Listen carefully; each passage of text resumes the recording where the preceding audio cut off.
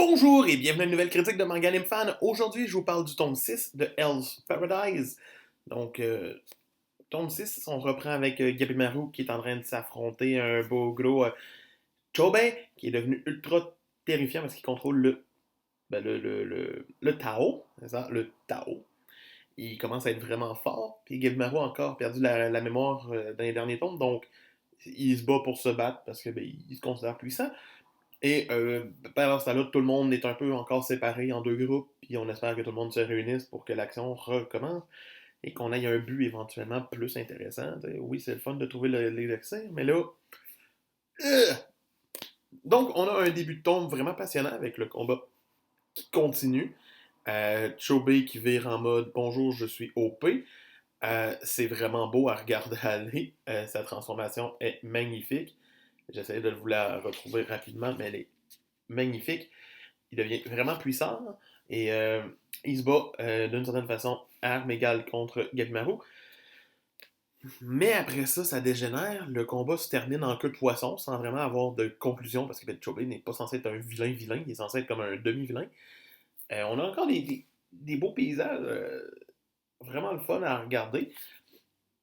Mais on récupère tous nos persos. La petite fille qui est ici finit par devenir une adulte. Elle recommence à avoir de la forestation, de l'arborisation. Puis elle redevient jeune. Voilà. Après ça, on a un début de pourquoi, du comment, qui se passe, puis pourquoi les arbres, puis pourquoi c'était là, puis ça part de la Chine, puis ça part de ci, puis ça part de ça. Beaucoup d'explications, c'est lourd. Sincèrement, ça reste pas si pire, mais je sais pas, il y a quelque chose qui m'a comme nuit dans ma lecture pendant que je le lisais, puis j'étais comme, ah, c'est ça, encore. Mais l'affaire, c'est qu'on dirait qu'il l'explique à un, mais après ça, t'as comme l'autre personnage qui l'apprend, puis t'es comme, pourquoi tu l'apprends, puis que c'est à peu près les mêmes affaires, puis pourquoi ça continue de me l'expliquer. Fait que pour ça, ça me nuit un petit peu.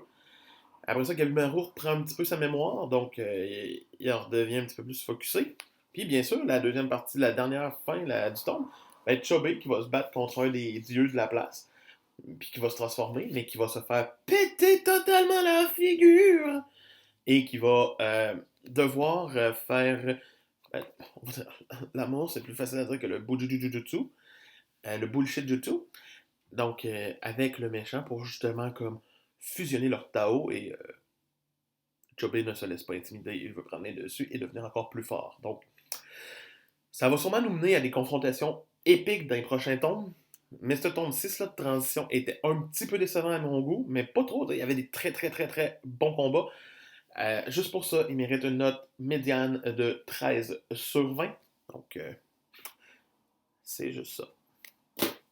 C'était Manga Anime Fun qui vous dit on n'oublie pas de s'abonner, de regarder la vidéo le plus récente, de commenter et de liker. Moi, sinon, je vous dis on se voit-tu demain? Ouais, on se voit demain.